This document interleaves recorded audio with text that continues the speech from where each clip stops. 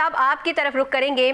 देख रहे हैं कि अब दौरा कराची, क्या लगता है आपको, यहाँ पर भी कुछ सियासी गहमा गहमी नजर आ रही है या मामला जो है वो ठंडे ही होंगे?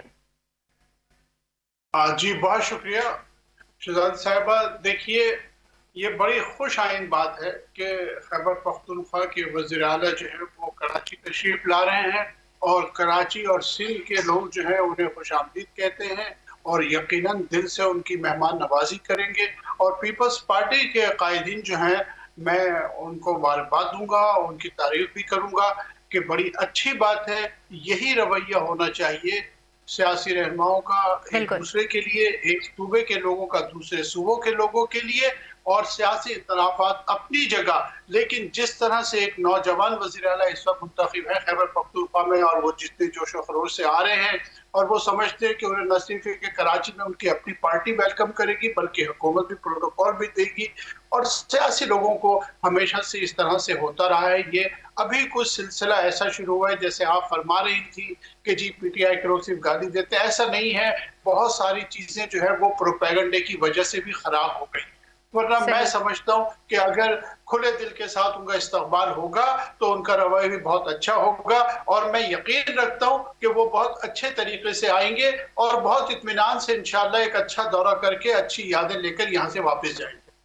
सही सही। अच्छा सर, जैसे ही उन्होंने अपने दौरा कराची जो है अनाउंस किया है, साथ ही साथ पीटीआई ने कराची में जलसे की भी इजाज़त मांग ली है। और अगर हम तारीख देखते हैं तो उसमें पीटीआई के जो जलसे जुलूस हमने देखे हैं उसमें कुछ बहुत अच्छा रुझान उनकी तरफ से नहीं आया, क्योंकि आपने देखा कि 9 मई के बाद से जब जब जलसे की इजाज़त मिली तब तक कुछ ना कुछ हंगामा आराई ही होने को हमें दिखी है।